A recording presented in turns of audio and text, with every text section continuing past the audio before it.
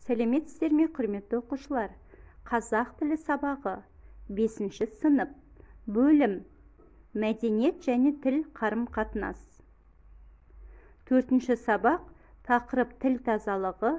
Әзірлеген Тілеулина Әйгерім Арыстанбайқызы. Ақтөбе қаласы 70-ші жалпы білім беретін орта мектеп коммуналдық мемлекеттік мекемесі. Сабақтың тақырыбы тіл тазалығы. Сабақтың мақсаты: берілген мәтінге сәйкес кіріспе, негізгі және қорытынды бөлімдерді қамтитын қарапайым жоспар құрыңыз.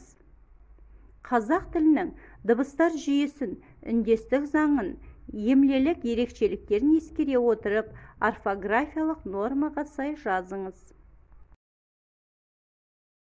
Оқушылар, бір-бірімізбен тіл арқылы қарым-қатынас жасағанымызда қандай да бір ереже сақталу керек деп ойлайсыздар ма?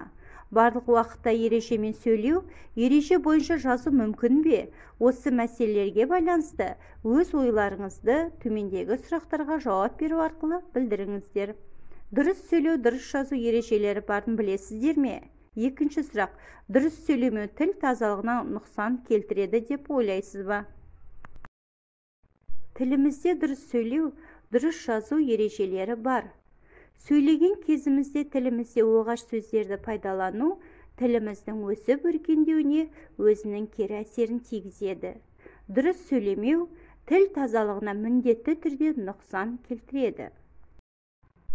Сөз өнерінің қазақ халқы жақсы бағалаған, сөзді киелі деп те түсінген. Қазақ мақалы: адамға келер 10 бәлен 9-ы тілден деп сақтандырады.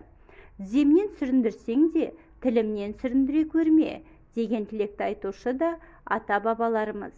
Ат жүйрігі айырады, тіл жүйрігі қайырады деген мақалдың мазмұны кеткенді келтіріп, кемтігіңді толтыратынды тіл дегенді аңғартпай ма?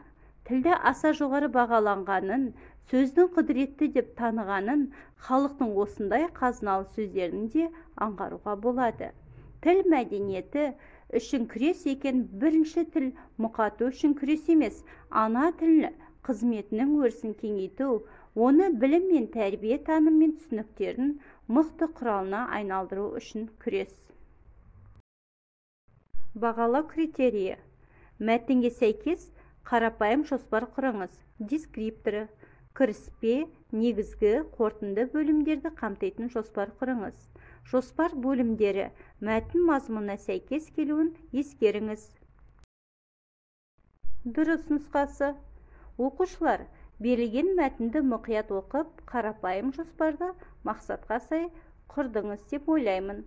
Қанекей, құрған жоспарымызды тексеріп алайық. Бірінші: кіріспе бөлімі киелі сөз. Екінші: негізгі бөлім қазыналы сөздер. Үшінші: қорытынды бөлім тәрбие, таным, түсінік құралы. Мінекей оқушылар, тіл мәдениеті үшін күрес барлық уақытта жүргізіле береді екен. Сол үшін біздер тіліміздегі дыбыстар мен әріптерді, оларды жазылу емлелерін, жіктелуін өте жақсы білуіміз қажет. Орфографиялық сөзді дұрыс жазамын дегенді білдіреді, яғни бірізді жазудың тәсілдерін белгілейтін ереже. Тіліміздегі сөздер фонетикалық, морфологиялық және тарихи дәстүрлі ұстаным бойынша жазылады.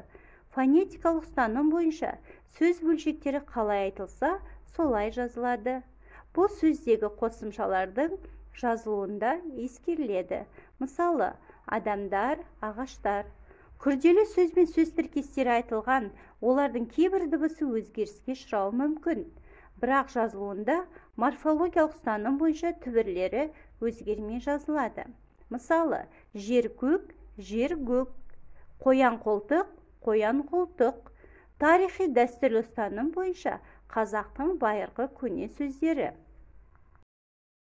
Екінші тапсырма: бірыңғай жуан, бірыңғай жіңішке, аралас буын түрлеріне қарай бөліп жазыңыздар.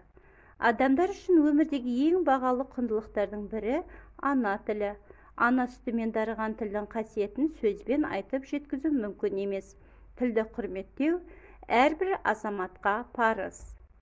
Бірінші бағанада бірыңғай жуан дауысты дыбысталатын тұратын сөздер, екінші бағанада бірыңғай жіңішке дауысты дыбыстардан тұратын сөздер, үшінші бағанада аралас буынды сөздер жазыңыздар. Келесі тапсырма бойынша бағалау критерийі қазақ тілінің дыбыстар ескере отырып орфографиялық нормаға сай жазыңыздар. Дескрипторы: орфографиялық нормаға сай сөздерді теріп жазыңыз. Бірыңғай жуан дауысты, бірыңғай жіңішке дауысты, аралас буынды дыбыстан тұратын сөздерді ажыратыңыз.